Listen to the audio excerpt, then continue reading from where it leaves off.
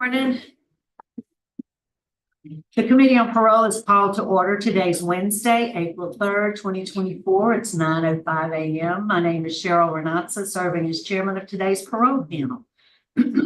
My colleagues on the panel this morning, seated to my left is Mr. Prater and seated to my right is Mr. Tillis. We are at DOC headquarters in Baton Rouge.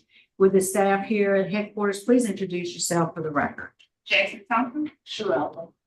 And our first remote location this morning is at Raymond LABORDE Correctional Center. Good morning, Warden. Would you and your staff please introduce yourself for the record? Good morning, Ms. Cheryl and Mr. Tillis and Mr. Prater. Warden Marcus Myers. Tom. Deputy Warden Ken Gremio. Okay, thank you. Those are born on record. Everybody? Yes, ma'am. All right, good, thank you. And we have Mr. Thomas. Good morning, Mr. Thomas. Would you introduce yourself now? Tell us your name and your DOC number. Joseph Thomas, 420954. 2290. Yes, that's what I got. So, Mr. Thomas, I'm going to read some identifying information into the record, ask you to verify that, and then we'll have a parole interview with you. We'll hear from the warden. And we also have the Parole Project, Mr. Myers, who will be speaking on your behalf as well. At the very end, you'll be allowed to make a statement if you like before with us. All right, you ready? No. All right. Mr. Thomas, you're classified as a first felony offender. You're currently serving 55-year sentence for, let me see, my page jumped. You were sentenced in January of 2000, attempted armed robbery, criminal conspiracy to commit armed robbery, aggravated burglary, and armed robbery. You received, as I said, a total of 55 years. Your parole eligibility date is October 22nd, or it was last year, October 22nd, 2023, and you have a good time date, which has been adjusted to April of 2045. Is that correct? No. So your case is assigned to me, so I'll start the interview process. Mr. Thomas, how old are you, sir? 45. 45. And how long have you been in jail? It's 98, November 14, 1990. How many years is that? 25. 25. So you've served 25 years of your 55-year sentence. So you were, is it St. Andrew Parish? That's where you're from? That's where you were convicted? No. Why don't you tell us what happened and how you became involved with this type of crime? The armed robbery. We were standing by the stove. We were about to rob the store. And they was making their rounds. When they seen us standing by the stove, and they stopped. And that's what we were standing by the stove for. We said we were gonna rob the store. And what happened? They took us in. They picked us up and arrested. Co-defendants. You had some co-defendants? Yeah, I had Travis Hill, Paul partner. He ain't never got arrested. He ain't never got no time on nothing. He ain't never got arrested. They just arrested me. So that was so what about, I'm looking at a aggravated burglary. We broke into a home. Was that you? Yeah, yes, ma'am. What happened? Going up the road, we're running off. We kicked the door in, I went in, and then kicked the door in. First and nothing got. We went in it. Tell me why you were involved in that kind of activity. We ain't had nothing. Trying to give me clothes for school. Trying to have fun. That's fun? All it was. That was your idea of fun at that time. So how old were you? I was like around 16, 17. 16, 17 at that time.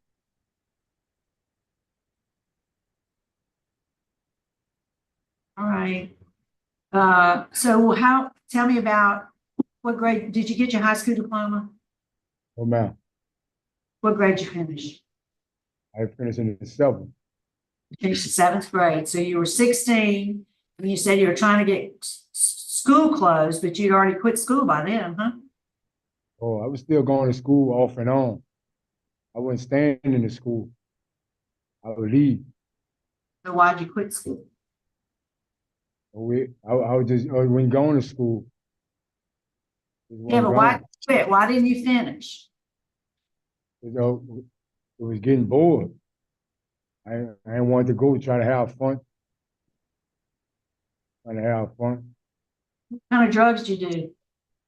I was smoking weed, That's all? drinking, and drinking. Well, how old were you when you first started drinking? We used to sip. I used to sip it about at 14. And how old were you when you first started smoking weed? About almost around that time too. About 15.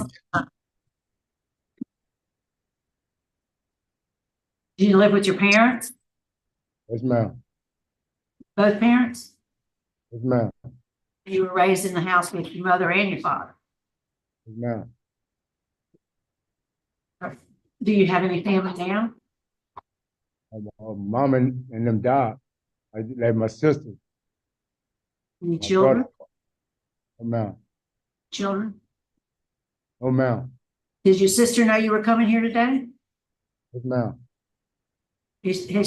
I don't see her that she joined us. Is she, do you have a relationship with your sister? Yes, ma'am. All right, so, you were just running with the crowd. Yes, ma'am. So tell me what you've been doing for the last 25 years.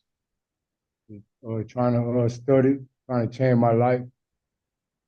I see you got earned 450 days of good time credit. So tell us what that was. Why were you given the good time credit? What classes did you take? Something to brew, living in balance, kids and reads, parenting, inside there, pre-release. Have you worked on your GED? Yes, ma'am. I was trained in literature. Are you still enrolled in that? Yes, ma'am. How long have you been enrolled in literacy? About almost a year now. You making any progress? Yeah, I'm up and down on my language. I'm having a problem on language. Well, keep working at it. Out of all those classes you mentioned to me, which one did you get the most out of? Look, I got some of everything. Well, which one was the most important? There's something to Bruce. What'd you learn? Learn how to change and stay away from drugs, drinking and all. Did you do anything besides the marijuana when you were on the street? No, drinking and smoke marijuana. What'd you drink? Yeah. Beer? Beer and marijuana, that's all you did? No.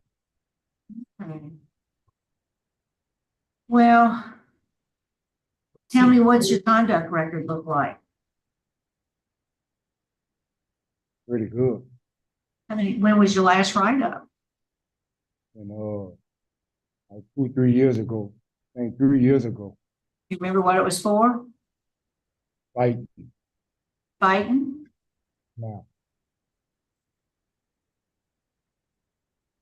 And you said you took KG Rage, right? No. Well, as you can imagine, there's opposition to an early release for you. From victim, from law enforcement. There's not much you can do about that, but you need to be aware of it. So what's your job there? I know you go to school part-time, I'm in the field so you work in the field, but you go to the school in the mornings or when? in the morning. So you AM literacy, and then in the afternoons you go to work in the field. I was in the field in the morning. I go to school in the morning. Okay. Why do you think we should grant you early release? You got a long time to do on paper. What's your plans? What's your goals? If you're released, tell us what you could do. I'll try to live right and try to find me a job, take care of my family. What kind of job skills do you have? I really forklifting. I could do a little mechanic.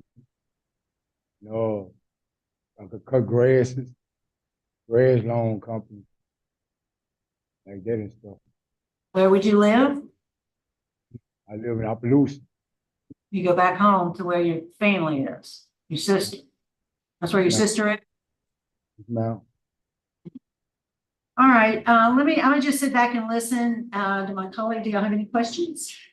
The only question I have is when you were talking about you were the only one that got arrested and they didn't get anybody else. It almost sounded like to me you had a little bit of anger or frustration, or like you were a little bit mad about that.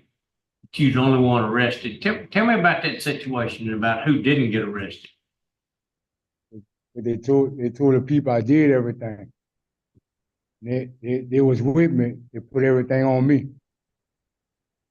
Okay. What do you think about that? I was really upset. We all went together to go do it. And it failed on me. Did you ever tell the police who the other ones were? Yeah, one time I did it. I told them first when I found out they had did it on me. I told them they was with us. It was all together. They said that they ain't got nothing to do with it. They let them go. You still kind of mad at them about that? I really. It hurt me when I think about it. Right? I got over it now. You're not gonna try to get them back for that. What's up?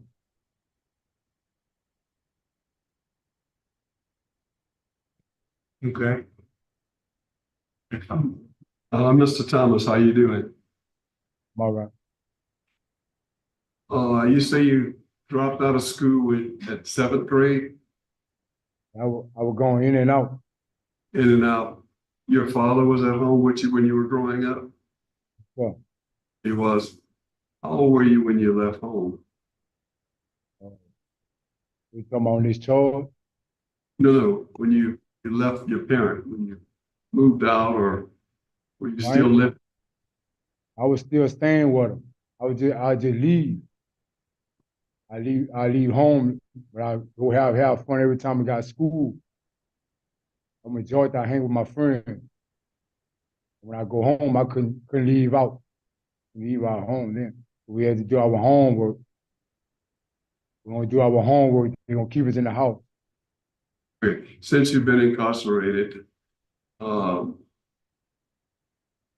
feel like you've taken some classes or courses to better yourself? Yeah.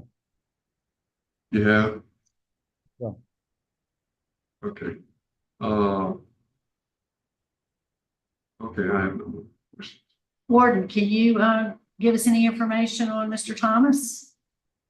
Yes, ma'am, Mr. Nasa. He's, as y'all pointed out, he has taken some good classes in the last few years. He's a Strive member. He's one of my Strive members, which, as you know, is my honor program, because he's not eligible to make trustee. But since he's improved his conduct record in the last few years and got involved in some programming, he was able to make that. So I think that's a positive step for him. I do think that he needs to continue his education. I've talked to my principal. He has been struggling a little with literacy, but just needs to work a little harder at it. And I think that's very important for him to gain that. And I also think that he needs to take our victim impact program, because there were obviously victims in these situations. And I think that would greatly help him. I think he's moving in the right direction, but right now I think he still needs some help to be able to help him succeed when he goes home, if he goes home. Yes, sir. Thank you. Mr. Thomas, you, I noticed in the record, we have some, your application for a rehearing and then a letter from you, challenging, I think we sent you a letter saying you weren't parole eligible, and we got one back from you saying, yes, I am. Who helped you write those letters? Or inmate counsel. Okay, very good. All right, let's hear from the parole project. Mr. Myers. Hi, good morning. Kerry Myers with Louisiana Parole Project. Mr. Thomas came to our attention from his sister, Jennifer, who is a very strong advocate. Matter of fact, she's texted me this morning. She is watching. She felt like logging in this morning, registering was, as of yesterday afternoon when I was communicating with her, she was like, this is very complicated. So I can, sometimes people find that a little bit challenging, but she is very supportive. He has a long-term residence once he completes parole project. She's also employed, and she's looking to ensure that he has employment also. I can tell you that in the last 2.5 years, I think the light came on for Mr. Thomas. He is, I don't know how to describe this. He's tired. He's tired of, the life he has, the life he had. And I believe that, he's been working very hard. He's working on his literacy. Like I said, his sister has been a strong supporter. He has stable housing with her and help find employment. He's in the programs. I agree with the warden that he could benefit from the classes, particularly the victim impact. But I can tell you that Parole Project will provide him in transition with transitional housing, help him navigate things like financial literacy, planning, social norms. 25 years, the world has changed significantly. We will, he'll have a mentor, a case manager who will mentor him and coach him through this. So we just asked the board to consider those things today. Thank you. Mr. Thomas. I'm concerned about you, Mr. Thomas. You, your plan is, the parole project's a good plan, but then you'll end up in Opelousas with your sister, and that's where all this happened. You seem to, at least it appears that you do have some animosity or anger towards those folks who were involved in this criminal activity with you, and that they kind of told on you, ratted you out, as you said. And I'm a little worried about that. Do you have any contact with those folks now? I don't talk to them. Talk to my family, my sister. Wonder if they still live in the area.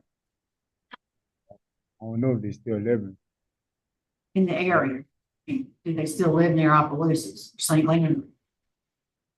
It was from Opelousas. I don't know if they still living. Yeah. So how do you feel about the warden's recommendation about taking the victim impact class? Yeah, I feel good. I feel like I really need it. Really need it. If you could speak to any of your victims, what would you say to them today if you could talk to them? Tell them I'm sorry for it. Every wrong I did. All right. Anything else you want to say to us before we vote? I ain't really got it. That's it. That's it. Okay, Mr. Thomas, I think you've turned the corner. You do have some good programs. I'm pleased that you haven't given up on your literacy. that you're still working at it. That's good. That's encouraging for me. I do agree with the warden. I think you could benefit in some additional training, particularly the victim impact. For me, I'm just not sure you're quite ready yet. I think you will be. I think you've turned the corner and you've demonstrated that in your improved disciplinary conduct record. So for me, my vote today is going to be to deny your parole. I'm going to ask that the warden put you in the victim impact class, and I would like for you to stay on the same track you're on now and then right back as soon as you're eligible for another hearing. You will be. Your day's coming. Mr. Prater.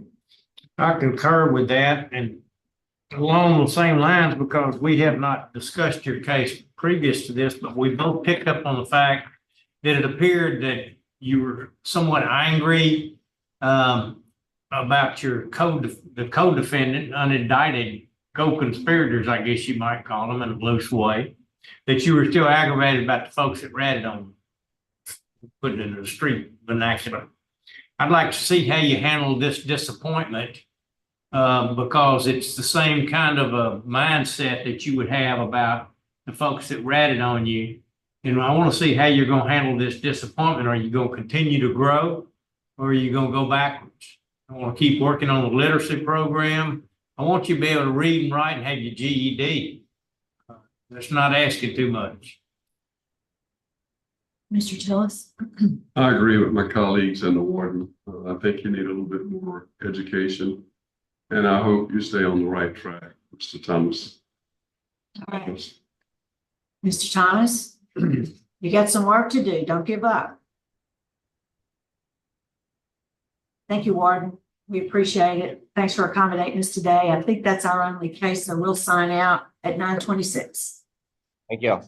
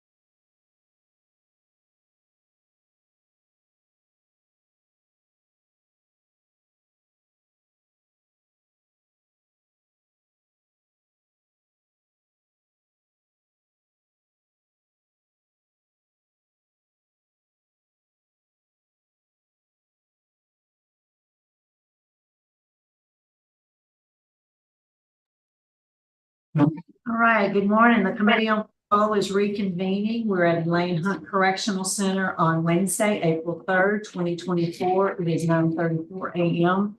My name is Cheryl Renatza, serving as chairman of today's parole panel. Seated with me today on the panel are Mr. Prater to my left, Mr. Tillis seated to my right. Our remote location at this time and for the rest of the day is at Elaine Hunt Correctional Center with the staff at Hunt. Please introduce yourself. Good morning, Donnie Bartolow, Warden. Joe Buttress, Assistant Warden. Ashley Fleming, MD.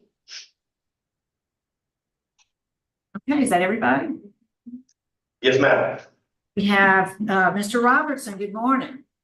Good morning. Sir, would you introduce yourself? Tell us your name and your DOC number.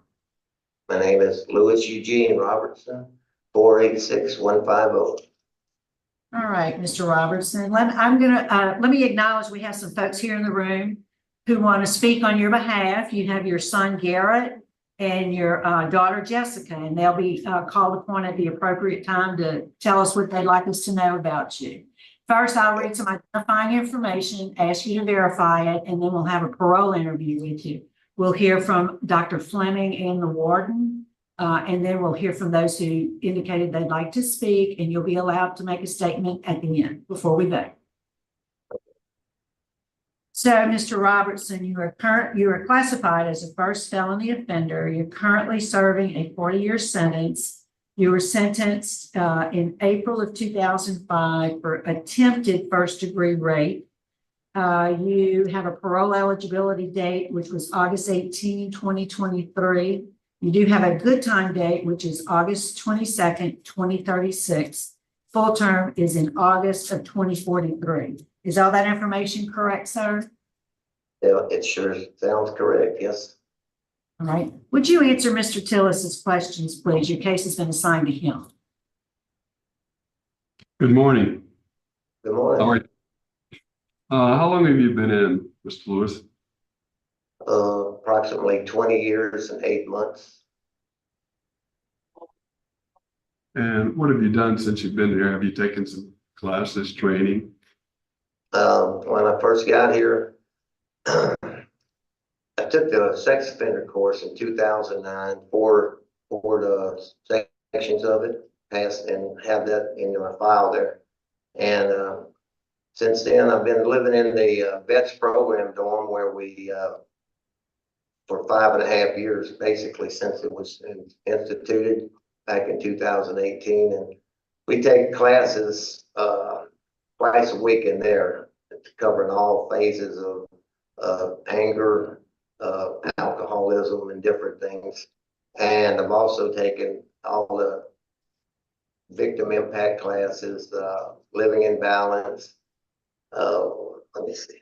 Can I get my list out here so I can refresh my memory? We had, let's see.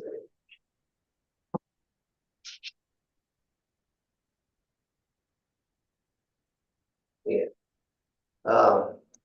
I'm also a tutor, registered tutor in the back at the carpentry shop where we build habitat cabinets. I've been back there for 12 years now and presently been working back there also. Before that, I was a maintenance worker on the Unit 2 yard, worked for 6 years doing that. So that's basically my whole time at Hunt, those 2 jobs. How far did you attend school? Excuse me? How far did you attend school? Your Oh. education? Oh, all the way through high school and 1 year at LSU. Okay. How do you feel about yourself now? I think I'm doing great. I've improved. Obviously, I haven't just sat around here at Hunt. I've taken, like I say, taken classes, worked hard. I've always worked and had jobs my whole life. You know, I'd rather work than not. I mean, sit around is just, there's nothing to do. You know, I like to be busy, and I consider the job I have here as like the best thing at Hunt because I mean, building cabinets for habitat, which is being used for families all over the Baton Rouge area, is just, you know, it's a good feeling. You know, we don't really get paid, but it's the payment is just doing a job for people. So, and about myself as far as, I've been attending the sex offense classes here since last October. I re-entered it and, because I was up for parole on that date, but it got postponed to now. So I went ahead and returned to the sex offense class to, just to get back involved in it and, because it had been a while since I'd taken it. So basically that's it. Have you thought about what you do if you were released? What are your plans? Well, my plans are, I have one job offer if my son-in-law has his own contracting business, painting houses mostly, and I can go work with him.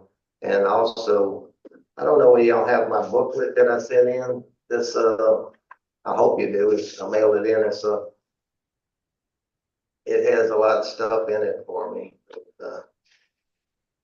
But I have Jack Connors. He's I guess you'd call him the manager over all the Habitat houses for the company, and he's been down to see us at our shop, and he wrote a letter of recommendation for me, basically for our whole shop, because he was very impressed with what we do, and I plan on going by the Habitat people when I get out and see what's going on with them, if I can help them there. I know they go to have to go to neighborhoods and put in all the cabinets, but they do have some restores in Baton Rouge where they sell material that's given to them so they can make money to help with the payment of all these houses, the cost of them. So, and that's basically when I do that. I am about to be 70 this Friday, and I would like to draw my Social Security before it gets too old there, So that, and I have some retirement money coming from a couple of jobs I worked over the years in the Syngenta Corporation right here in St. Gabriel, and through the local 198 pipe fitters, local in Baton Rouge. I worked for them for like 17 years. So that's basically what I'm up to. I see. Hanging out with my kids and my grandkids, reuniting with them would be wonderful. Thank you. Mr. Robertson, you mentioned, are you a veteran? No, ma'am. Okay. I heard you were in the vet's dorm, weren't you? Did you say that? Yes, it's called a vets program dorm, but what it is basically, there's 140 people in a dorm basically, and probably half of them are vets. Some vets don't choose to live there, and a lot of them do, and it's just, so not. I'd say it's the strictest run dorm, and we keep it clean. We have meetings each week, and all that. We always doing something going on there. So you mentioned you were involved in the victim impact program or class. Yes, sir. Yes, ma'am. And so the victim in your crime was, I guess maybe your stepdaughter of sorts. Stepdaughter. Yes. What did you learn in the victim impact class? I haven't heard you say anything about what you did and how you make amends for that. Oh, okay. I was just waiting for you to ask. So, well, I've always thought about it. I know it's wrong. It's wrong. It's a terrible thing that happened, and by going to the class, it's just, it refreshes my memory on all the things that you do to stay away from a situation so that you can get into. And what happened with me was I was living with my wife and her two children, and we went out one night to a ballroom, and we were drinking. And I normally drink beer. I don't consider, I'm a drinker, but I at the time was beer. But I drank some hard liquor that night, and when we got back to the house, my wife went on to bed, and I stayed up a while watching TV, and then I decided to go to bed. And when I went by, I saw the light was on in my stepdaughter's room. I stopped in and say goodnight, and I sat down on the bed and I gave her a kiss goodnight, and that led to fondling her, and then Yeah. So how old was she at that time? Ma'am, How old was she at that time? she was 8 years old. That was in 1995, and go ahead. I want to hear what you have to say. You finished? Well, I removed her panties and I performed oral sex on her. And then after that happened, something popped in my head and I said, this is terrible. This is terribly wrong. And I got her to put her panties back on and I left the room. And that was it for that. A one-time occurrence? Is what you're Yes. saying? Yes, ma'am. The record says different. Okay. It went on for a period of years. Well, that's not, I was charged with 1 count of aggravated rape and that's what happened. All right, Mr. Prater.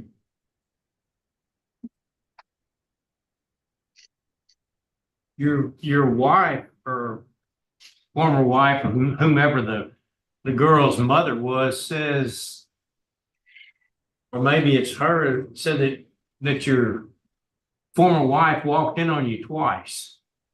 And you were doing, that's not true? Yes, sir. And the victim says that it occurred for about 6 years, I believe, what they said. Before you go to work in the mornings, you'd come in there and sometimes do things, including intercourse. None of that. No, that didn't have the intercourse. There was never any intercourse involved, ever.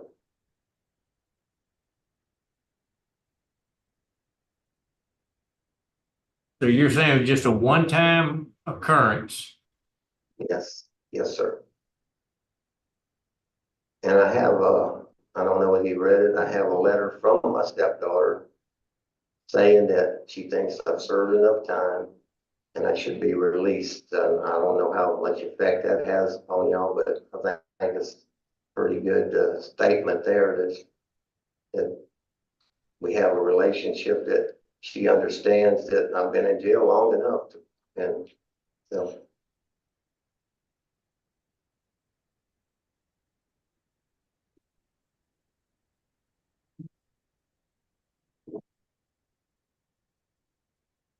All right, I guess we'll hear from the warden. Warden, is there anything you can tell us about Mr. Robertson? Not a whole lot that wasn't mentioned. Actually, he's been with us for quite a long time. He's a model offender. He's no problems here. I think his last write-up was in 2014. My heart goes out to the victim. Very unfortunate thing that happened. I wish that Mr. Robertson would, instead of saying a terrible thing that happened, say a terrible thing that I did. I did. And kind of take a little more ownership of it at this point. But I think that he's remorseful. I think that he's worked hard in here. With that being said. Okay, thank you, sir. Yeah, and I see he's only has 2 write-ups, is that right? Yes, his last one was in 2014. I think he had a torn pillow. They wrote him up for property destruction, and 2008 was unauthorized area.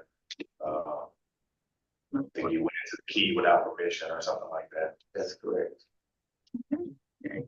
All right, well, we'll hear from your family members. We'd like to hear from whoever wants to go first. If you'd step up to the podium, please. Morning. Morning. I'm Jessica. I'm the daughter and oldest child of Williams Robertson. Most people know him as Gene. We know him as Dad. I still live in the same neighborhood that we grew up in, well, where I grew up. I have many memories of barbecues, traveling, sports, playing basketball with my dad, spending time with family. For the last 20 years, my brother and I have come to visit my dad every other weekend.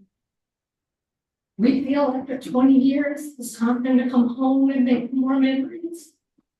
Since he's been at a lane hunt, he has worked, attended classes, and has been in the same inmate. He has missed major milestones in our lives in the last 20 years. My children growing up, I have a 21-year-old and a 16-year-old. Me getting married, my brother getting married, and his little girls being born. I know my dad's remorseful for what has happened and how it's affected everyone. And I know with everything in me that he will abide by the rules of his role and be a productive citizen. He has always been a wonderful dad to me, and I look forward to spending time with him again outside of the prison walls. Please consider him for parole. I shall. Thank you. And I have my stepsister's letter. Yeah, would you give it to the officer and we'll be sure it's included in the record? Thank you. Yeah. Mr. Garrett?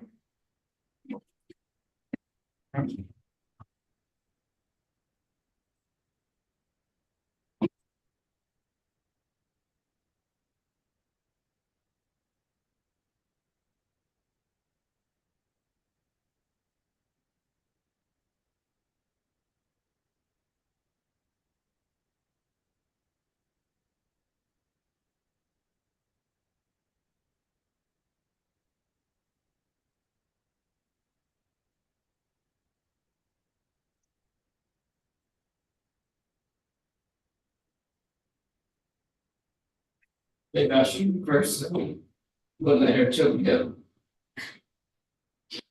My name is Gary Robertson, I'm Lewis Robertson's son.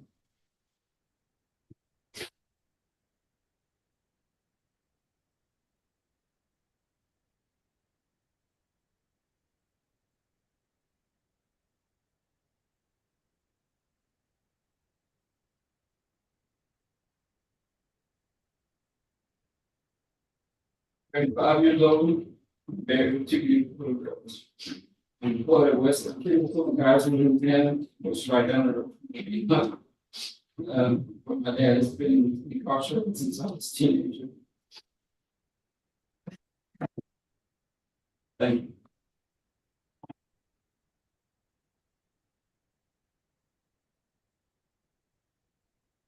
Sister and I, well, spent some of our dad's long-standing friends that visited twice a month for almost 2 years now.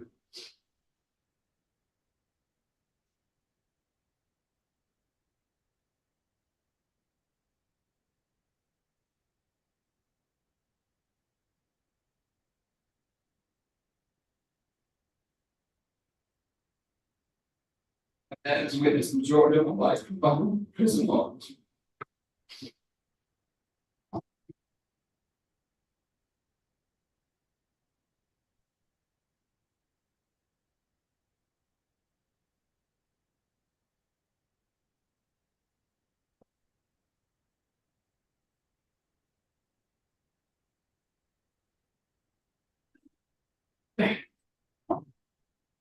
Children still to grow up themselves. I would love for my dad to witness that. When someone else still through pictures and conversation.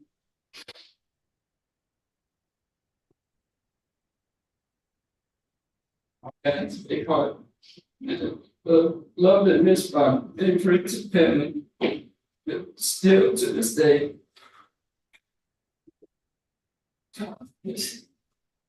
Still to this day, his friends call him to check on him and ask how he's doing. He's always helped people in time of need and never asked for anything in return.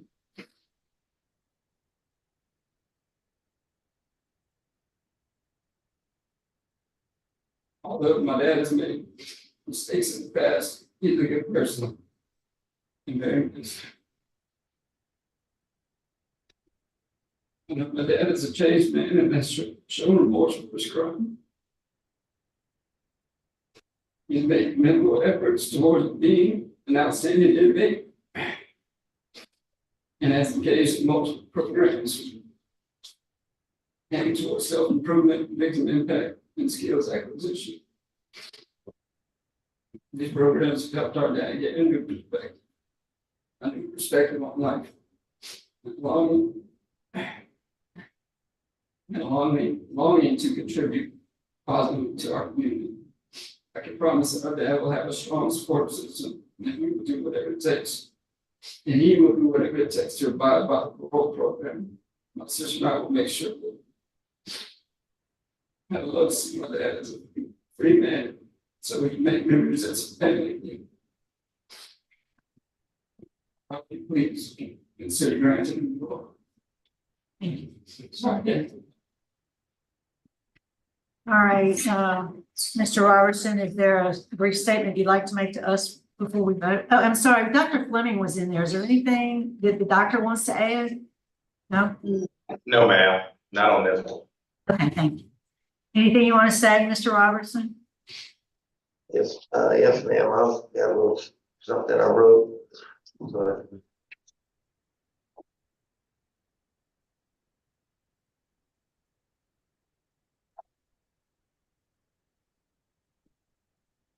I understand the severity of my crime. I won't be able to change the past, but I will be returning to society a changed and better person. My stepdaughter was an innocent victim. Her act of kindness in forgiving me and asking you to grant me parole shows the special person she is. My family has stood by me throughout my incarceration. They are ready to be together again. If you can see in your hearts to grant me parole today, I will be forever in your debt. Thank you. And here to vote.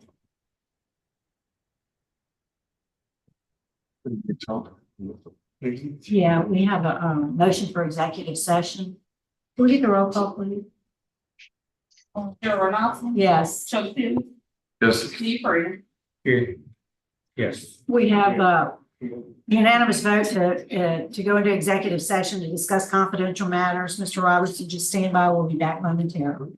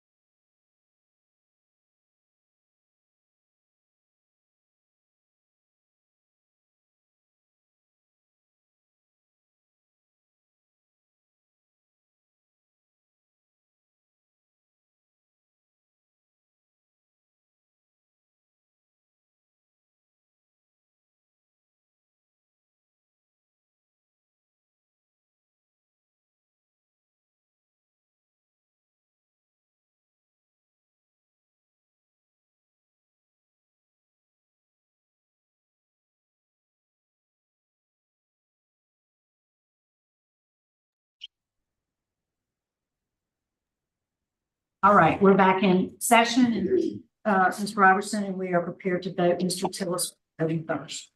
Mr. Robinson, I think you've done some good things. You've took a lot of classes. I think you need to have a little bit more time. I'm going to deny. Mr. Prater? I concur with that. Mr. Robertson, I appreciate what the warden has said. You're a model inmate. I appreciate the work that you've done. I think you need some more work on victim impact. I don't believe you've accepted responsibility for what you've done. This was not a one-time occurrence. The record clearly indicates this was something different. So my vote today also is to deny. I would encourage you to keep doing what you're doing, reapply when you're eligible to do so. But today, sir, your parole's been denied.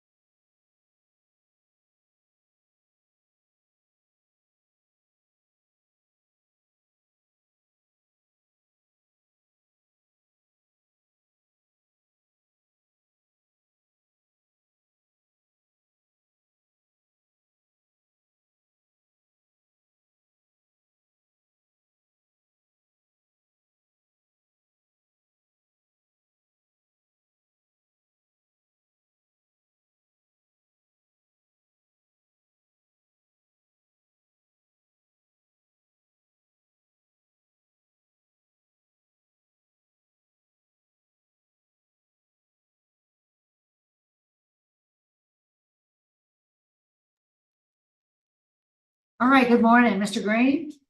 Morning. Would you introduce yourself to the parole panel? Tell us your name and VOC number, please. Kevin Green, 712-237. All right, Mr. Green. My name is Cheryl Renatza. This is Mr. Prater seated to my left and Mr. Tillis seated to my right. Let me read some identifying information into the record, ask you to verify it, and then I'm going to turn it over to Mr. Tillis. He'll take the lead on the interview. Once we finish our questions, we'll ask the warden for his comments, and before we vote, you'll be allowed to make a statement if you'd like to do so. Okay? Yes, ma'am. Yes, ma'am. Mr. Green, you're classified as a first felony offender. You're currently serving a 10-year sentence. You were sentenced in 2016, molestation of a juvenile, 3 counts. You have a parole eligibility date, which was January 1st of 2020. You don't earn good time, so your full term date is September 2nd, 2026. Does that sound right? Yes, ma'am. Would you answer any questions Mr. Tillis may have, please? Good morning, Ms. Green. How are you? Doing good. Ready to go home, man. Can you tell me, how long have you been in? Do what now? I'm asking. How long have you been incarcerated? Since 8 years now. Okay. Have you taken any training since you've been there? Any classes? No, sir. I've been trying. You've been trying to take some classes? Yes, sir. Okay, I got you. The situation that you're in, have you felt that you need to take some more classes? Are you trying to take classes, or are they helping you? I'm trying to, they help me yet. I've been trying to get the classes, but don't help me yet at all. I'm trying to the sex offender classes. Due to his housing in the specialty unit, due to his mental health condition, he hasn't been able to participate in those kind of classes. I did speak to Dr. Fleming, which she's here present, about trying to get him in a one-on-one sex offender treatment in the specialty unit moving forward. And I think she expressed that he's getting to that point to where he could participate in those. I see. I have questions. Okay, Mr. Green, it looks to me as if you say you've been in jail almost 8 years, is that right? Yes, ma'am. You've been moved around a lot, haven't you? Yes, ma'am. You just finally got to the place where you might could get some help, huh? Yes, ma'am. Yes, ma'am. So, so if they can work out for you, the sex offender treatment program in the HSU, you'll be willing to participate? Yes, ma'am. I sure am. Okay. Well, Dr. Fleming, in the HSU where he's currently housed, is there any other group therapy that he does? Yes, there is. He participates in recreation groups, socialization group, and groups that teach about symptoms of illness, like nursing education, the importance of medication compliance, and he has been almost 100% compliant with his medication at this time. So he's at the highest privilege level within that unit. We've not had any behavioral issues with him in that unit. He has to stay in that unit due to being at risk of victimization. Okay. Well, I'm glad to hear that you're, Mr. Green, that you're compliant with your meds and that you're participating in the groups. And I'm glad you're wanting to do the treatment. So that's a good thing. Thank you. Mr. Prater, any questions? No.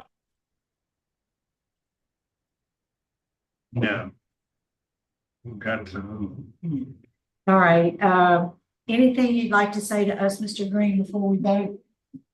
I want to go home because I got my own address, I got my own mailbox, I got my own house to go home to. I got things set up, ready to go home. Yeah, but you know what, Mr. Green, I don't think you're quite ready yet. You got to do those classes. I understand. You want to go home, but you're going to have to do the classes first. You're not ready yet. I understand that. All right, well, we fixing to vote. Mr. Tillis will be voting first. I think you're gonna need some more classes and some more training, in my opinion, and I'm gonna go against, I deny. Mr. Prater? No, I concur. All right, Mr. Green, my vote today is to deny, but we did that because we want you to have those classes. You got to take the classes and do well, because it's not about just getting out. We want you to stay out of jail, so you got to learn how to do that. So today your parole is being denied, but you stay in those classes and pay attention. Good luck to you. Yes, well, thank you. God bless you. Thank you.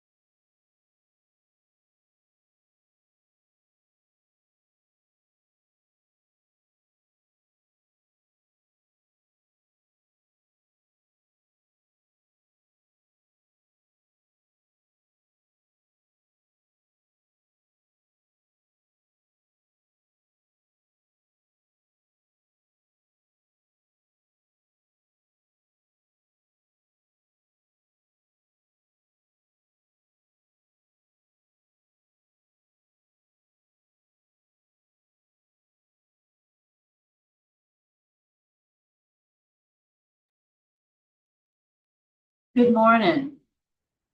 Mr. Howard. I think y'all are still on mute. We're Okay. on. Very good. Thank you. Mr. Howard, would you introduce yourself? Tell us your name and DOC number, please. Yes, ma'am. My name is Oliver Howard, DOC number 399-325. Mr. Howard, let me introduce the parole panel to you. My name is Cheryl Renatza. Mr. Prater is seated to my left and Mr. Tillis is seated to my right. You have counsel with you this morning. Counsel, would you introduce yourself, please? Good morning, Board. Adrienne Hutchison of the LSU Law Parole Clinic. I am here, counsel for Mr. Howard, but with third-year law student Erin and L. Pandanar. She's Rule 20 certified legal intern, and with the board's if approval, she would make the closing for Mr. Howard today. Great, thank you.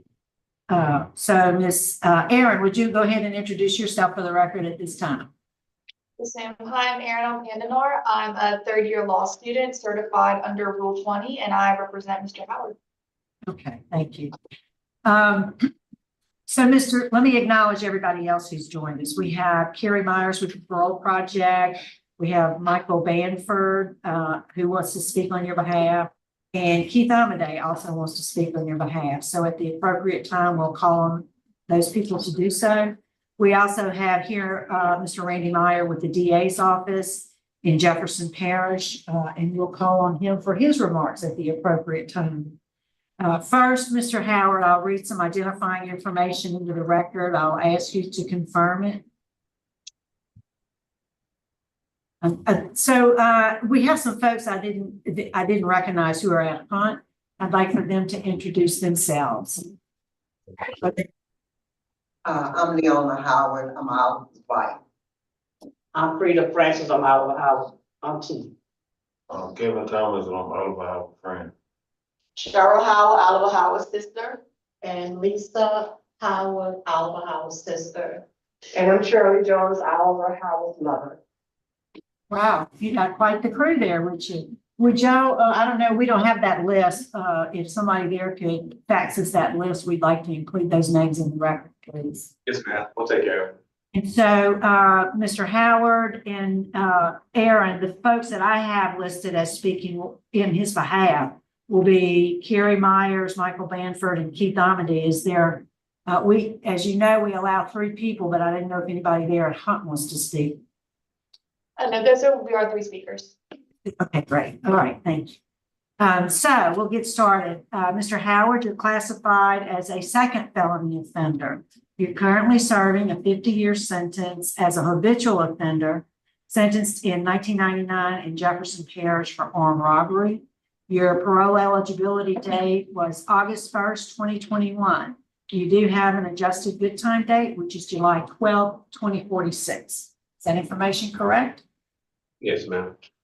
Okay, your case has been assigned to Mr. Prater. Would you answer his questions, please? Yes, sir. How are you doing, Mr. Howard? How old are you right now? I'm 43 years old, sir. And when you got arrested, how old were you? I'm sorry, I'm 53 years old. 53, I'm sorry. And when you were arrested, how old were you? I was 25.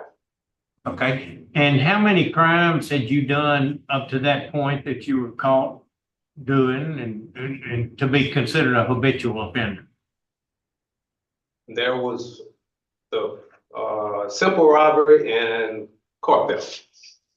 Okay. And the simple robbery, how old were you then? 17. And the car theft? I believe I was in my 20s. Okay. And then this offense, the armed robbery, how old were you? 25. I think you answered that already. All right. And the fellow that was with you that did the armed robbery, the one that actually got shot during the armed robbery, but he was also committed the armed robbery. And I believe I remember reading that he actually had the money, the small amount of money. And when they found him down the street shot, he still had the money with him. Is that correct? Yes, sir. And how much time did he get? 5 years? So he got 5 and you got 50. Yes, sir. But part of yours was because of the 2 previous offenses. The first sentence was 35 years, and then a multi-bill and gave me 50. Do you know why you got 35 initially for the armed robbery that he got 5 on? Probably because I had a weapon. Okay.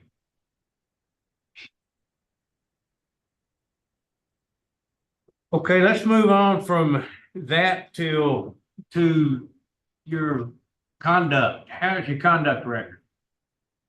I have 2 write-ups from 2003 and a previous one that was dismissed in 2019 from the police barracks. Okay. And so I commend you for that, because I'm learning a lot about these reports that we read. Some people have 50, 60, 150, 200. And for you to have that small amount, that says something. I also was impressed with the fact that you immediately, when I say immediately, very early in your prison career, you began taking training and trying to improve yourself and to do things like that. And I want to commend you for that. I was impressed with that. Thank you. So anyway, that's about all that I had. All right. What is your job now, Mr. Howard? Yes, I work for the Warden Administration Building. And what do you do? Take care of the building, take care of whatever needs to be done. I asked that question because we do have letters in the record from several people that work in that area. They commending you for the work that you do. So that's I know that's a highly high security area, I guess, if you will. So I'm glad you do well there. The last time you were heard was in January of 2022, and I'm looking at the notes and what you were denied, and it said these are some of the reasons that were noted for the denial. Need for long-term substance abuse treatment. There was strong opposition, strong victim opposition. Does note that you had the parole project behind you then, and you had a good institutional record, but there was a lot of opposition and the need for treatment. So since your hearing, that was January 5th of 2022, what classes have you taken since then? I've taken AANA for a year now. I've taken through NA the 12 steps. I've done a 60-day program as well. And I've done Cage Your Rage, Living in Balance, trauma healing. Good. All right. So you listened to what they recommended for you. Now, are you a Bible college graduate? Yes, ma'am, with a Bachelor of Associate degree in Christian Ministry. And you got that back in 2010? Yes, ma'am. Good. Any other questions? I think that was the answer. I'm okay. Okay, good. All right. Warden, is there anything you can add or tell us about Mr. Howard? Yes, ma'am. Like you said, he's a trustee. He works in the administration building around, all the wardens, all the 8-hour staff, the administrative staff. He's got an impeccable record. He helps the inmate population with different things. As a mentor, no write-ups since 2003. So he's been a model offender here. Oh, good. Thank you. We appreciate hearing from you. So let's hear from the folks who want to speak on behalf of Mr. Howard. First, Mr. Myers, could we hear from the Parole Project? Good morning, Kerry Myers with Louisiana Parole Project, here for Oliver Howard. We were with Mr. Howard at his 2022 hearing, and we continue to support him. His transition to Parole Project. We'll provide him with the mentoring and the programming he needs, technology. He'll learn how to use his phone. He'll learn how to do things like online banking, things that have changed in the 25 plus years he's been incarcerated. He'll learn social norms. He'll understand things like consumer skills. He'll have access to our social worker where he'll get an evaluation, and we would ensure that he follows any recommendations from that evaluation. Mr. Howard has done the work that the board asked him to do 2 years ago, and his record is impeccable. So we would just ask this board to consider all that today. Thank you. Mr. Banford?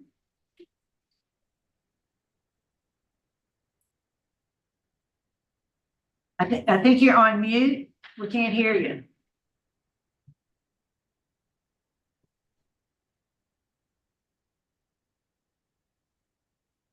Still can't hear you. Do you show him as being on mute? He's on.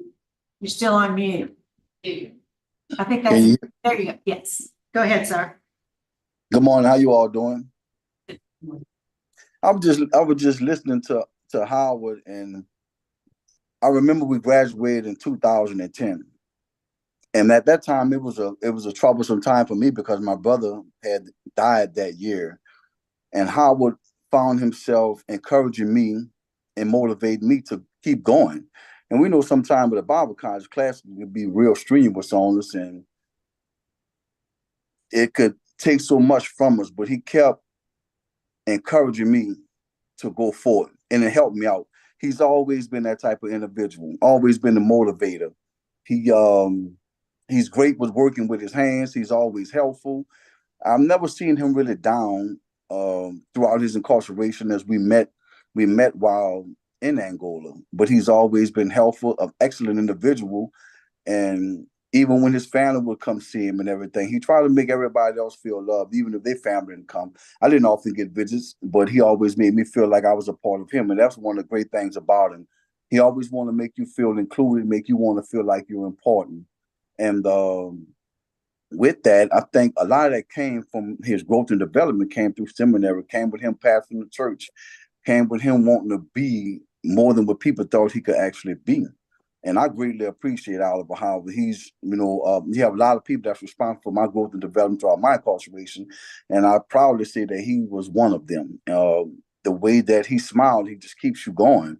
He make you want to do more than what you do. And that's one of the things that I greatly appreciate about him.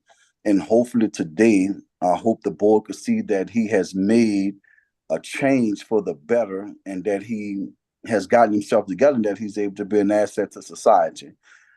Thank you all for allowing me to speak. I believe in Oliver Howard and any assistance that he may need once he's home. I'm more than happy to help him do whatever he needs to get done. Right, good. Thank you for sharing that with us. Mr. Amadi.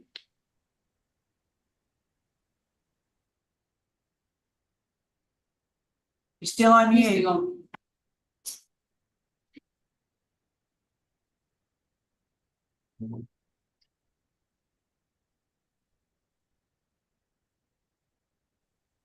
Yes. Can y'all hear me? How y'all doing? Thank you for allowing me to speak on behalf of Howard. I've known Howard for over 20 years. When I was incarcerated in Angola as well, Howard and I, we always came into the same circles. He and I share a passion for sewing, and he has always been a type of person that I've known to always try to improve upon himself. He's been consistent in that, throughout the years that I've known him, even when I was in Angola. Like I said, me and him, we met through all the different like educational circles, even through hobbycraft. Also, when I was doing time at the State's Police Barracks, Howard came, and I started training Howard to do alterations in tailoring, and he caught on really well. And I was training him to, work at the governor's mansion for that job. So I wound up getting out, and I promised him, I say, you know, you get out, I say, I got a job for you. So I have my own alteration shop. I'm in it now. And I got so much business here in Hammond, and I need some help. And Howard would be the prime candidate. He has a good personality, and he can find a full-time job here. He has that type of character that he can, you know, encourage people, you know, to be better. And I'm just hoping that I get a chance to work with him out here. You know, I hope the board will really consider that. Thank you. All right, thank you. Let's see. Okay, Mr. Howard, before we ask Ms. Aaron, I'll say it that way, I'm sorry. For her presentation, is there a statement you'd like to make to us? And then we'll ask the DA's office to close it out for her. Yes, ma'am. Today is a day that I feel like everybody should have an open ear. It's not everything that I've done that made the best of me, that made the best come out of me. It's the choice I made. I made a bad choice at the age of 25, and I hurt a good man because he was only trying to give me a ride home. And I hurt him, and I'm very sorry for that. Once I made the choice to start rehabilitation, I focused more on myself to get myself straight before I actually knew the harm that I caused Mr. Fernie. I didn't know it was as harsh as it was until I heard him speak for the first time. And it hurt me to the depths of my soul. For 3 nights, I cried 3 nights. And I shared that with my wife, and I shared it with some Christian brothers of mine. And I feel like today is not all about me, it is about my victim. And I want to apologize to him for his suffering, for the change that I made his life to be. I'm sorry for the suffering that his family had to endure. I'm sorry for causing the state trouble. I'm sorry for causing anybody any harm or any difficulty in their lives. Everything that I've done before my incarceration was not good. And I feel like when I look back over my life and I see all the wrong that I've done, and then I look forward in my life and see all the things that I've done to improve myself, I feel like that person that I was, there's someone out there that was like me, that maybe I could talk to and encourage them, to help them to not come here, to help them to get their life on track. And one more thing I would like to say as well, Keith Amity has a contract with the Hammond Sheriff Department, and he does alterations for the Sheriff Department. I have plans in my mind to continue my connections with the Sheriff Department to maybe speak with young kids that they're having trouble with in that community as well. So I had that in mind. I really would want to do that. And I just want to thank the board. I thank you, Mr. Prater, Mr. Tillis, and I thank you, Mr. Nasa, and everybody involved. So, if you're successful, you would live in what parish after you finish parole project? My wife and I have a home in Hammond, Louisiana. All right, thank you. Ms. Alpandadar, we're ready for your presentation. Thank you. Thank you to this committee for allowing me to speak on Oliver's behalf today. I think Oliver's record is a great indicator of the man he is today, you know, only having 2 write-ups and both of those in 2003. Today, Oliver comes before you a husband, father, grandfather, a mentor, a churchgoer. He is a kind, godly, caring man with valuable skills that he can add back to the community. And as I'm sure you saw in the materials we submitted, Oliver has undergone extensive programming. He has 14 certificates for behavioral classes, 33 for educational, and 42 for faith-based programs.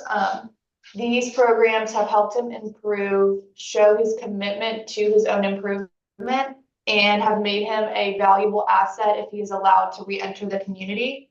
And as you heard him speak in his statement, you know, I think the most important thing we saw here today is how deeply Oliver feels remorse for his crime. That is something that will stick with him for the rest of his life, and he feels very deeply. And so we request, under Act 122, Oliver respectfully requests release and parole with any conditions the board deems appropriate. Thank you. Thank you. And so Mr. Meyer, could we hear from the DA's office, please? Good morning, Randy Meyer, Assistant DA in Jefferson Parish. I spoke with Mr. Frey over the weekend, the victim, and he continues to have the issues as a result of this offense with his fingers. He has no feeling in his fingers. And again, they were almost amputated during this robbery. He remains very opposed to parole for Mr. Howard. Unfortunately, he's attended every hearing prior to this one. And unfortunately, he had a work meeting in Florida that has caused him to miss the meeting today. In looking at Mr. Howard's, what he's been doing, particularly since the last hearing in January of 22, and again, the board recommended a long-term treatment program for substance abuse, and I don't see that in the record. I see he has the living in balance 1 and 2. He's taken 12 steps that he got in 23. And in November of 22, there's a certificate for a 60-day continual membership in AANA. Since 2022, that's the only programs that that I see that he has taken in the record. I don't see any vocational programs at all in the record other than, I don't consider the Bible College a vocational program, although that's very good that he's done that, and he should be commended on that. But based on the nature of the offense and the injuries suffered by Mr. Frey and the strong victim opposition, we remain opposed to his request. Thank you, Mr. Meyer. All right, is panel vote? All right, Mr. Frey. I understand about the victim opposition and law enforcement opposition and all that, but in looking at this and considering what you've done, I can't hardly do anything in good conscience except to vote to grant you your parole. I mean, you've been the model rehabilitated prisoner from what I can tell. And so my vote is to grant. Mr. Tillis?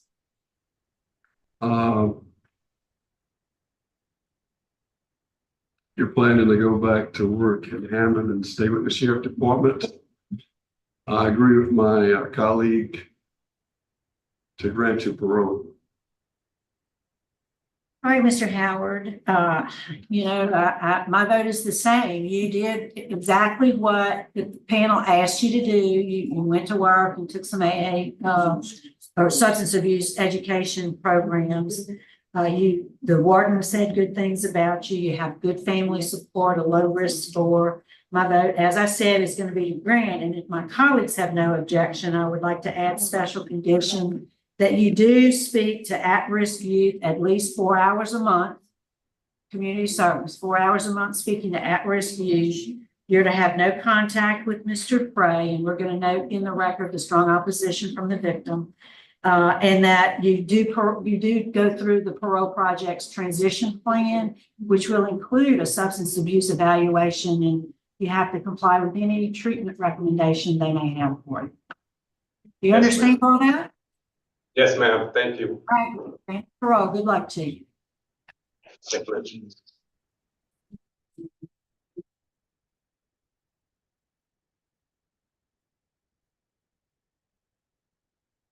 Skip Green.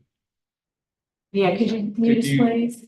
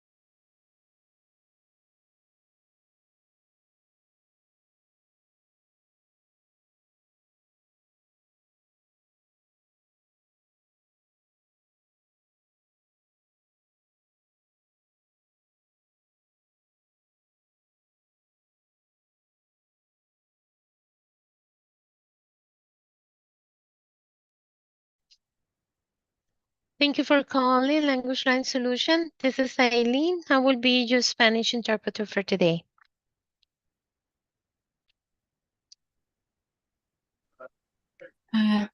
Thank you. Yes, thank you. We're gonna sign on in just a moment. This is my name is Cheryl Renata with the Parole Board. So the way it will work, and you're here, you're assisting Miss Ernestina. Is that correct? Yes. She don't know she's just on as an interpreter. Someone who speaks Spanish. So it is first. Yeah, no, still clear. She can't hear me. Thanks, Eileen. Miss Eileen, can you hear me? Yes, I do. Thank you. Okay, you're here. You will facilitate communication with Ernestina. Is that correct? I facilitating from the communication with whoever needs the Spanish interpreter. Okay. I'm not sure. Yeah, I don't know. Is Ernestina on?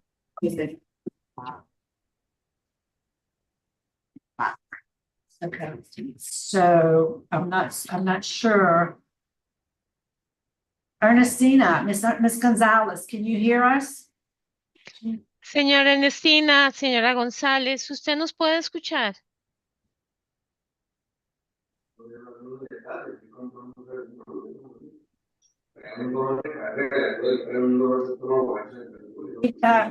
Miss Eileen, could you ask Miss Ernestina Gonzalez to unmute her microphone? Señora González, ¿usted le puede quitar el sellado al micrófono? Toque el micrófono para poderle escucharle.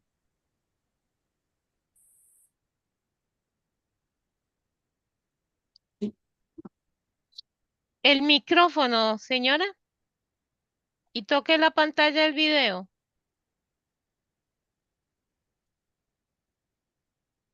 Yes, it appears she has turned off her video instead of the audio. She's coming. Ahora el micrófono.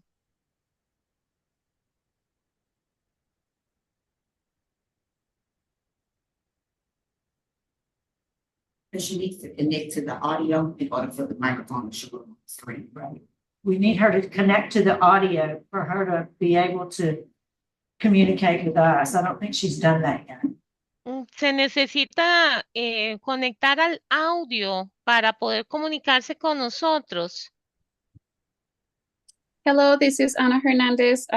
Ernestina is my auntie. Let me, we are in a different, I'm in the US, she's in Mexico. Let me see if I can send her or call her so that she can unmute herself, okay? She's not connected to audio. Okay.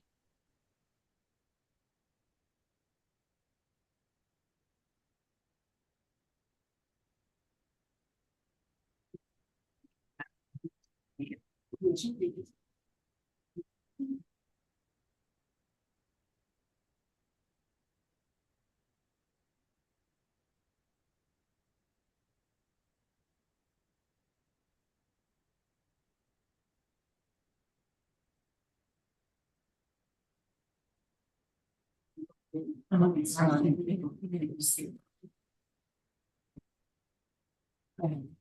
we on? Yeah, we're on. All right. Mr. Mario, good morning. Can you? Yes, ma'am. Will you introduce yourself? Tell us your name and your DOC number. My name is Mario Gonzalez Varela, 80983. And you understand good English? Yes, ma'am. Okay. We're trying to be able to connect your sister, Ms. Gonzalez, but we're having a few issues. While we are working through those issues, we're going to start our process with you, okay? I'm not familiar with the technology. Hope everything will be all right with it. So I'm going to read some information into the record, and then we'll have a parole interview with you. We also, as you can see, we have Ana Hernandez also on the phone, and she wants to speak on your behalf, and we'll call on her at the appropriate time. But let me just check on Ms. Gonzalez. Do we still have Ms. Gonzalez? You're probably a little nervous. Hope everything will be fine.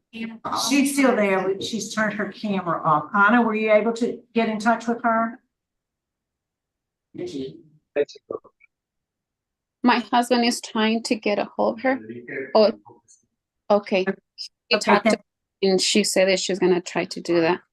Okay, well, we're gonna go ahead and proceed. Could you just stay stationary in one spot? Because you make us dizzy when you walk.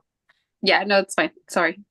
Okay, Mr. Varela, you're classified as a third felony offender. You're currently serving a life sentence. You were sentenced first in Caddo Parish in 1975 to life for second-degree murder. You have a West Feliciana sentencing in October of 1979 for simple escape. And then also in West Feliciana in September of 1982, aggravated battery. You do have a parole eligibility date, which was December 13th, 2015. Is all that information correct? Oh, that's true, man. Oh, that's correct. Oh, that's correct. So how old are you, sir? I'm 75 years old. 75. How long have you been in? I was born in December 24, 1948. Oh, how long have I been incarcerated? Excuse me. 48 years. 48 years? And how long have you been there at Hunt? I've been in house about 7 years, but about, look at my age, you know, I can recall everything exactly, but I've been about 2016. Okay, thank you, Ward. Yeah. Okay. So when I look at how did you come to be in Louisiana? Well, you know, if I may say, I was an alcoholic. I was traveling, tell you the truth, I was traveling, you know, state to state, being an alcoholic. I was working and stealing at the same time. That was my former life at that particular time. And I ended up in Louisiana, and I used to work and steal. But you know, my problem was alcohol. But I'm not trying to excuse none of that. All I'm saying like this: I went to this bar, and I went to drink in it, and I started an argument with a patron, and it was about the sleeping bag. And probably the sleeping bag, it wasn't a different boot, and I confused the people. Somebody hid it from me, and that was the whole argument. And from then, because I didn't want a bag, but I could be in the wrong side. That particular bag could be somewhere else, and I confused somebody who was playing tricks with me. And that's what the whole thing started on. I got into an argument with a client, and then I got into a fight with the client. And that's the whole thing about it. And like I said, you know, I'm not trying to excuse not for the parole. I'm just trying to tell it the truth as it is. And that's what. Right. So wait, let's go back. So I do see where you got in an argument. You were asked to leave the bar, the lounge, but then you came back a few minutes later and set the place on fire with people in it, in the bar. Yes, ma'am, that's true. One of those people passed away or died because of their injuries. Yes, ma'am, that's true. And so, and I do see where you've been, you know, in and out of the United States quite often in the 60s and early 70s. You like every month you'd be here and they'd send you back and you'd come back and they'd send you back and you just kept coming back. So, and at the time I think this occurred, you were on parole from the Federal Bureau of Prisons. Is that right? You had gotten out of that. They paroled you. The parole board is different from over there. They send you back. There's no criminal. There's no crime behind it. I can remember done 2 years. Right. For illegal reentry to the United States, illegal re to the United States. That's what the record shows. And you had only been, you had only been released about a month when this happened. When the crime happened. That's true, very true. And Warden, my record shows there's still a federal detainer. Is that still active? Can you tell? Yes, ma'am, it is. It's for immigration hold. Okay. So, Mr. Varela, since you've been in jail for 48 years, what have you done to address your alcoholism? And obviously you have an anger problem. What have you done to work on you? Anger problem? If I may say, you know, throughout the years of my incarceration, the hard time I've been in prison, and the educational programs that they offer here in Hans. And if I may say to this parole board, I know, you know, at some point in our lives, most of us believe in something greater than ourselves. If I may say to this parole board, in 2009, I met a power greater than myself that I call him by the Hebrew name with Yahweh and Joshua. It does happen in Angola. It was somebody offered me a magazine, called it the Sacred Magazine. From then on, Yahweh and Joshua have been with me for 14 years. They has given me something that I never have in my life, which is peace and right sound mind and wisdom. It is through the wisdom, through the gift of wisdom that I understood everything that I've done wrong in my life. The pain that I caused the victim's family, and how God doing it. And I was my enemy. And that's the changes that have transpired in my life. And I don't know, some of us, at some point we were living in something greater than ourselves, let me say that. And that's what happened in my situation. And like I said, I'm trying to say that I'm guilty of this crime. I'm not trying to say that, you know, and I understand the pain I caused the victim's family. The best thing I can do for them.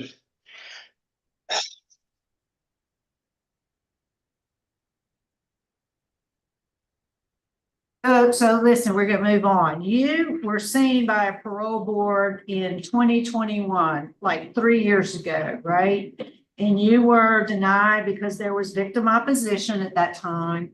Law enforcement was opposed, and you had gotten a write-up in 2019 for a positive drug screen at that time. That's true. That's true. Now, since then, when's your last write-up? That is the only write-ups I received since I've been in Hunts. And they can give me about, I think that about 6 months every month that you get tested. And since then, you know, I tested negative. So at that time, back in 2019, what was the test positive for?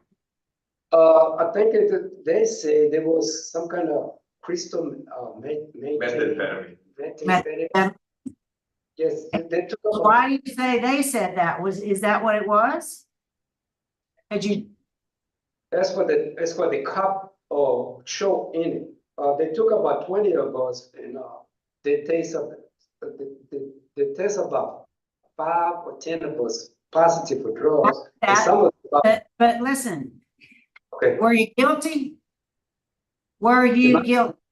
I was found guilty by the court. I was they was giving me 6 days, or I was given 6 days. I mean 6 months no visit, 6 months no store. Yeah, I was found guilty with that. Is that so? Were you guilty? Yeah, I'm guilty. All right. I want to say, I wanted you to get it. So, have you had any write-ups since then? as I said before, that's the only write-up against his in the house. No other write-ups that I know of. It's the only write-up you've had in what, 8 years? I've been over here about 7, 8 years in the house. That's the only write-up. Yes, ma'am, that's correct. Okay, so, so if you were successful, I don't know, we'll have to see, but what would be your plan? Where would you go? Of course, you'd have to go to the federal detainer. No problem with that, ma'am. I don't have no, I mean, I should have no problem with that. Cause you know, Where would you live? where would I live? Well, my sister agreed to let me live in her house, and the trade that I have is I'm a carpenter. You know, I can make a living out of that, and it go back to like I said, I'm having a sound mind. That alone is going to keep me away from coming out to jail. I'm not longer going to have the negative problem that I had in the past. They're not longer there. I want to turn that to the board. It's How you not gonna drink? My form of thinking is different. I'm not attracted to alcohol no more. Oh, what is? Oh, it's not because I'm in prison, because I feel it in my heart, and I don't have the urge to drink. I don't even smoke. I used to smoke. I gave doing all that up. If I may say to this parole board, it's like I said, we all some point believe in something greater than ourselves. And he made a change in my life. That it's a different form of thinking for me. I'm not the same person. It's not because I'm over here to. It's different for me. And I wanna, if I may, I wanna encourage people, if they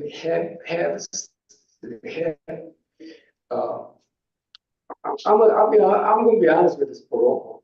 I used to have a lot of, I used to be in a lot of depression, a lot of anxiety. He took all of that. I don't have that anymore. That's a good thing for me. And that's the difference.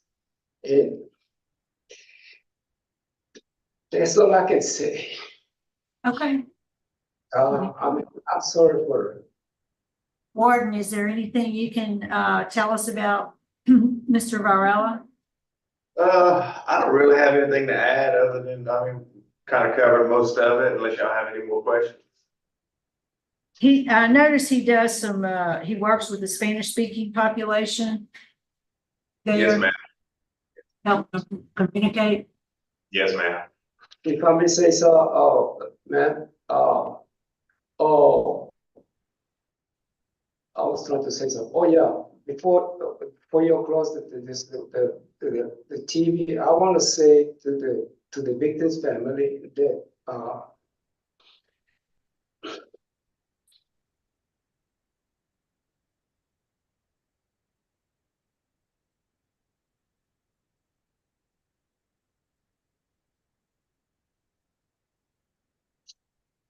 want to apologize to them.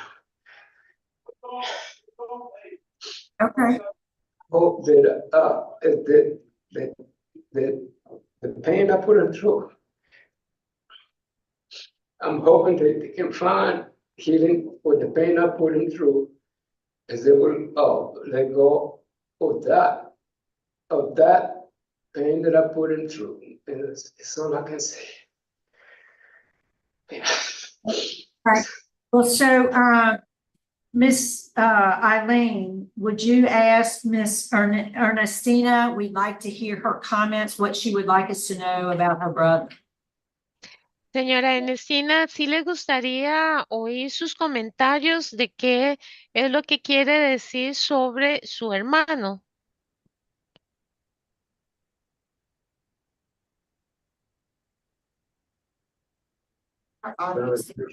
She still has no audio. Todavía no se le oye, señora.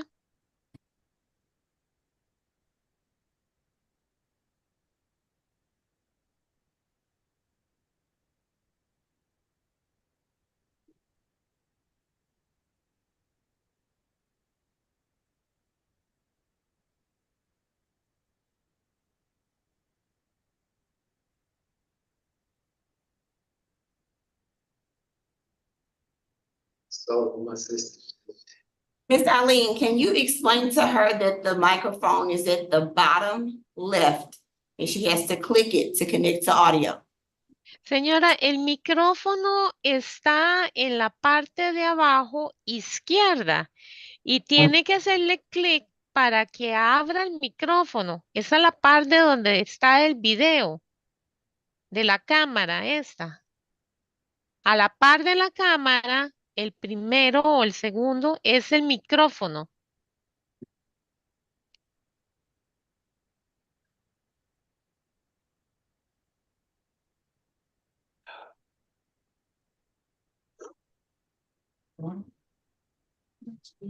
No se le oye todavía. I'm repeating, we cannot hear her yet.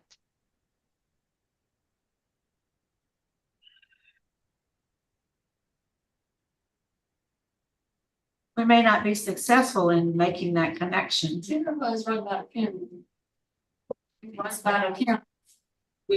audio is right by the camera. El audio está justo a la par de icono de la cámara. Donde usted tocó para que se le vea el video, a la par está el micrófono. Toque eso también.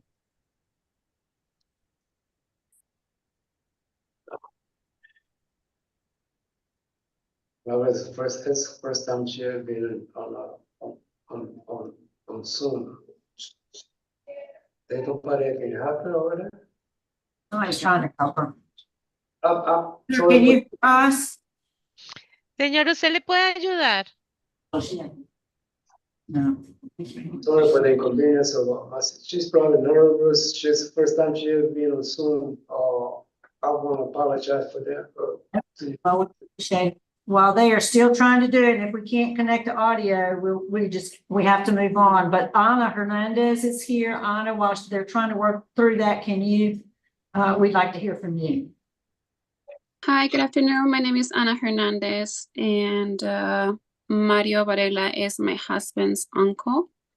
I met the family more than 15 years ago. We've been married for 10 years. And I knew about the situation with Mario. We always talk about it. We always pray about it. And I think as far as the family, they're very concerned about the time, they're real sorry about what happened, about the situation, about the victims. Especially Miss Ernestina, she is very, she's a pastor in Mexico, and she's always praying for him. She is trying to figure out a way to help them. I know that she's going to receive him at her house if this goes successfully for him. And I know it's been so long, and I know he has a son that he has never met. He didn't even know about him. And he has a family already, and he would like to be reunited with his father, and and have more time to spend with him and his kids as well. So I hope you guys will take this into consideration. I mean, I feel really sorry about the victims, and but also about the family on Mario Varela's side is also traumatic for them, because they haven't seen him, and that there's always just people that are around that they have not been able to meet him. So I know Miss Ernestina Varela has opened his arms and his house, and also friends and family, they're also offering jobs for him. And yeah, I hope he will be able to be released and be reunited with his family back in Mexico. Thank you. Do we have Ms. Gonzalez yet? Señora González, ya tenemos audio.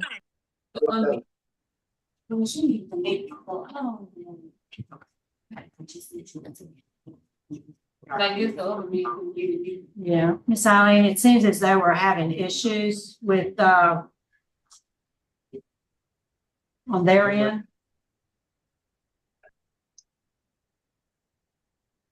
So we'll go with Ms. Anna's testimony.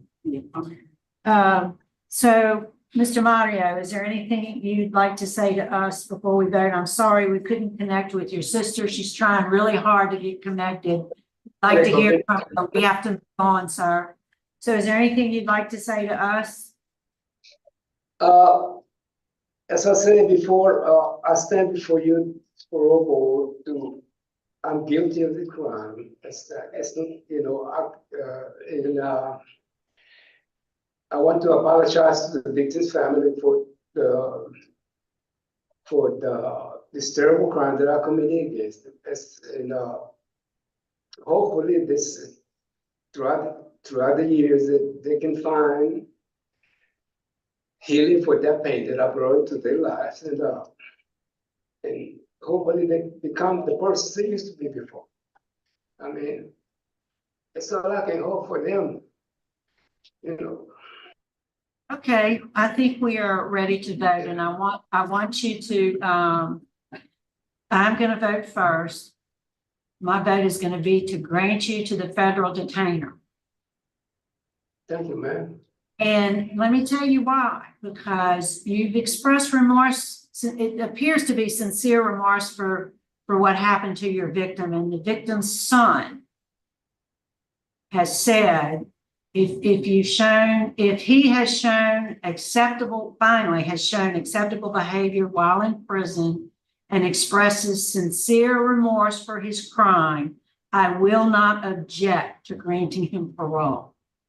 So his position has changed over time, and that's the reason for my vote. Mr. Gray. I concur with your vote.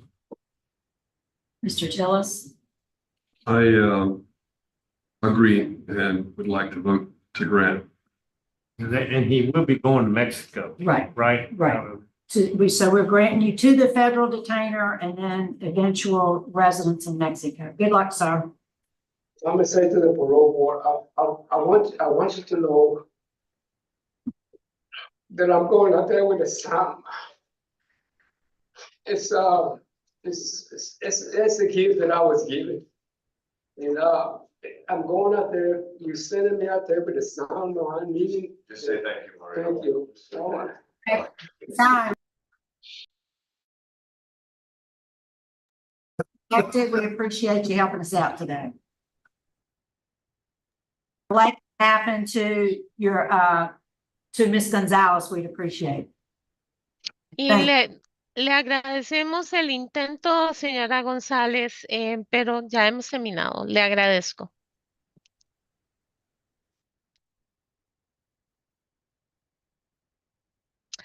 Do you still need the service of the interpreter?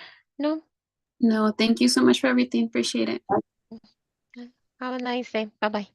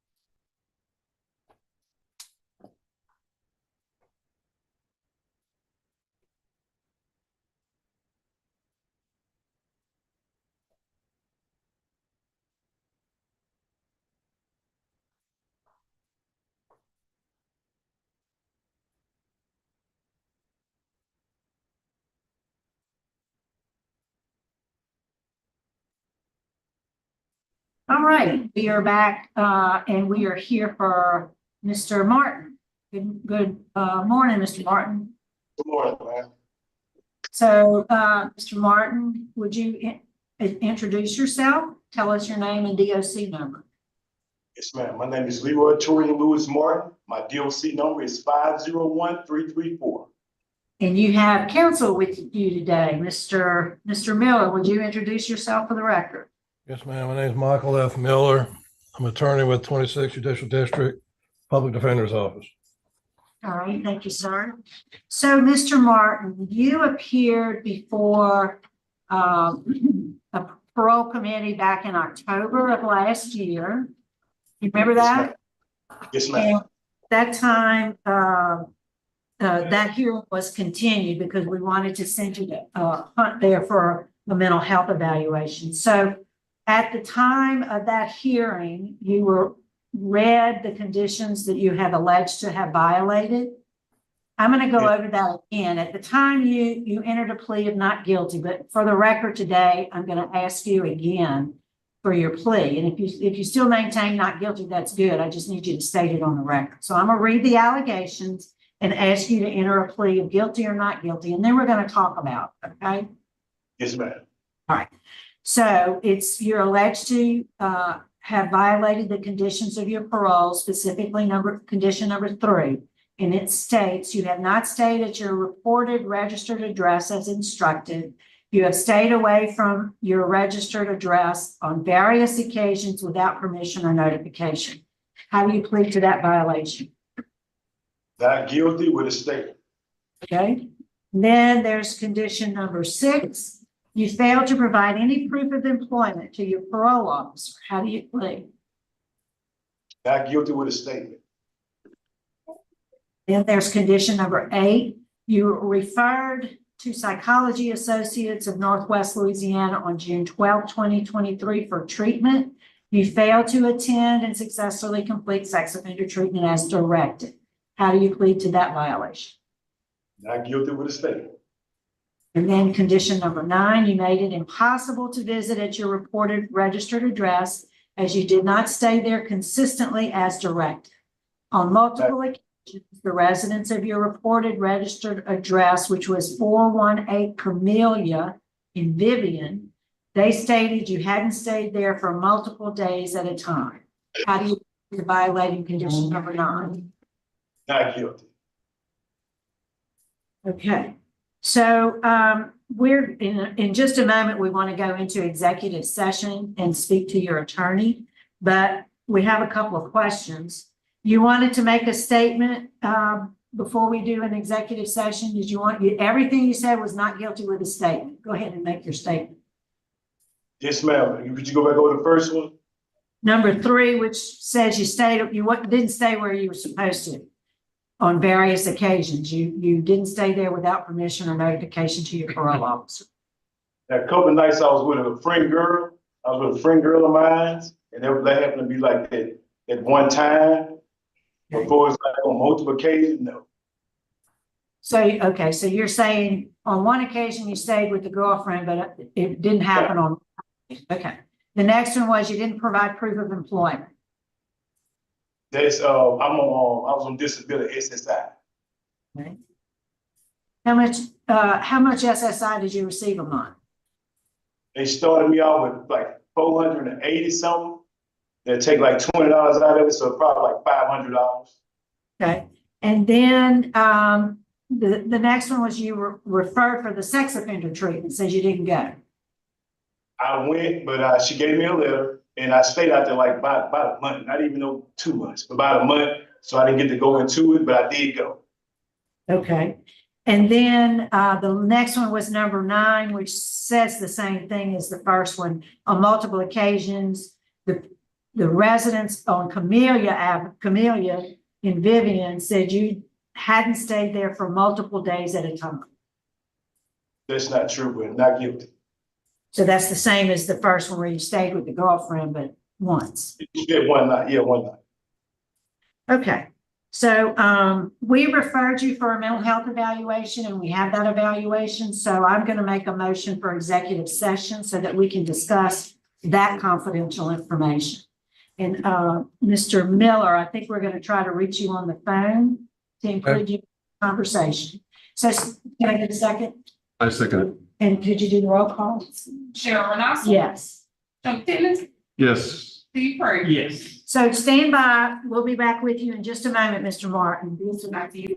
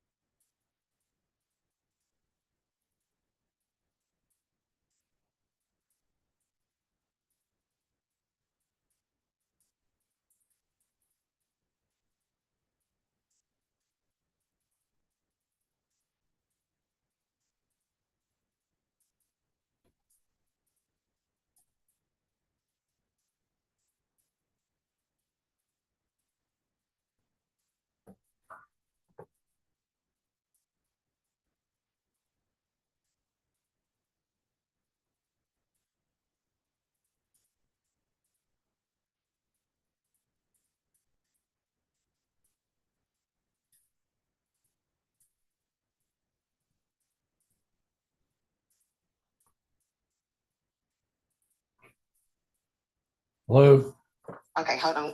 Mute your mic for me. me? All right, hang on.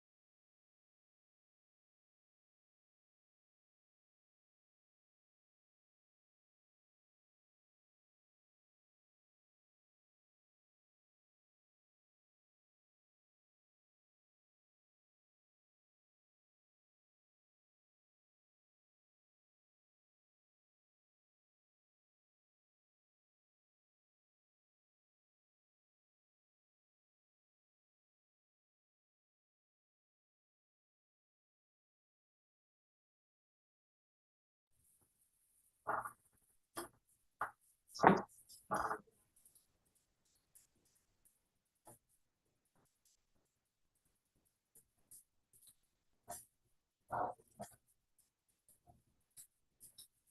we are back in regular session, Mr. Martin, and tell us what your plan would be if you were not revoked today. Where would you go? I will go back to my aunt's house. Well, I'm registered in it. It's on Camellia and Vivian. Yes, ma'am. Were you also staying with an uncle? No, ma'am. Oh, you just stayed with your aunt, Yes, ma'am. except for that one time. Yes, ma'am. And we do show, I'll say this, we do show in the record where you were not able to afford the sex offender treatment for the psychology associates where you were referred. Is that right? Yes, ma'am. I And did so go. it was hard to come up with whatever payment was required. But you did show up. Did show up. Okay. We've talked among ourselves in executive session, and we believe that there's a need for you to have that sex offender treatment, and realizing that you can't afford it, would you be willing to participate in that class there at Hunt? It ain't the idea that I didn't have when she wanted me to participate, she said she couldn't start with the class until I had the money. That's what that was. Yeah. I understand. So what I'm saying is, because you can't afford it, what do you think about taking the class while you're there? At Hunt? Yeah, I done took the class before here at Hunt. Not at Hunt, but I done took the class before. Okay. I'd rather do it in the free world. I understand. So we have a lady that's joined us. Her name is Miss Pat Williams, and she's with the 318 program, I believe, in the Caddo Parish area. Good morning. Guess it's still on. Good morning, ma'am. Would you tell us a little bit about the 318 program in terms of acceptable accommodations for someone in Mr. Martin's situation? Yes, ma'am. Again, my name is Pat Williams. I'm with the 318 Reentry Program. We are funded through the Department of Corrections as a community incentive grant. So the program is 6 months long, and for men and women who have sex offense charges, we do have 2 beds currently available. Our program will pay for sex offender registration fees. However, we will only pay it once. Should he choose to move, those postcard fees will be will be his responsibility. This is an employment-based program. Based on what I've heard from his violations of number 3, 6, 8, and 9, I don't know that he would be willing to participate in our program because it is followed by parole. Our sex offenders have their own parole officer through Caddo Parish. That would be Ms. Ann Winterton, who follows all of them. We require them to stay at the address. I feel like if the program is paying rent for any of our participants, then I want them staying there versus just paying for their clothes to hang in a closet. They would need to work. I understand that he's getting around $480 for disability. That amount of money won't even begin to cover rent in our area. I can get him employment with Goodwill Transitional to help supplement that so that when the program pulls out, that he can pay his rent. We do partner with Easter Seals, who provides case management services to make sure he's on SNAP benefits, Medicaid, mental health treatment. The sex offender treatment, I know that they're mandated to do that once they're released. I can pay the first assessment, but Medicaid does not cover that. So he would be responsible for those counseling fees after that first assessment. Again, my concern is that he would actually do the program based on the violations and his lack of accountability. Thank you very much for enlightening us on your program. We appreciate the information. I think we're in agreement with your assessment based on the violations. So I think I'm prepared to vote. You ready? Yes. Go ahead, sir. Mr. Martin, you had a question? I'm sorry. Yes, ma'am. I can pay for it. There's no problem. I'd rather do it in society, but I've been down longer than what was meant for me to do on the Act 280. So it won't be no problem doing the classes. At the time, she said I had to have it up front. And then when it came down for me to go again, I ended up coming back with a violation. I understand, but I want to be sure you get it. I don't want it to be a burden on you financially because even though you got to pay for the class, you still got to pay to live. So let me tell you, Mr. Martin, I'm going to try to help you out. And my vote's going to be, I have to revoke your parole in order to get you into the place at Hunt where you can take the class, the sex offender treatment class.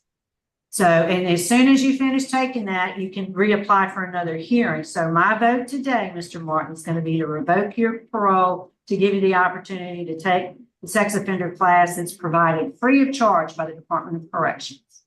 Okay, I'm gonna finish voting first, Mr. Prater. I concur with what y'all see. Mr. Tillis. I concur. All right, now that's the vote. What do you want to say to us, Mr. Martin? Yes, ma'am. I could revoke myself. It's how much time do I do on a year on the Act 280? Well, I don't know. I don't do time calculations, and the folks there at Hunt are in the best position to answer that question for you. So they can give you all that information. Good luck to you, sir. We wish you well. Oh, we're going to sign off, Warden. Thanks for accommodating us today. It's 11:45. Thanks, Dr. Fleming. Have a good day.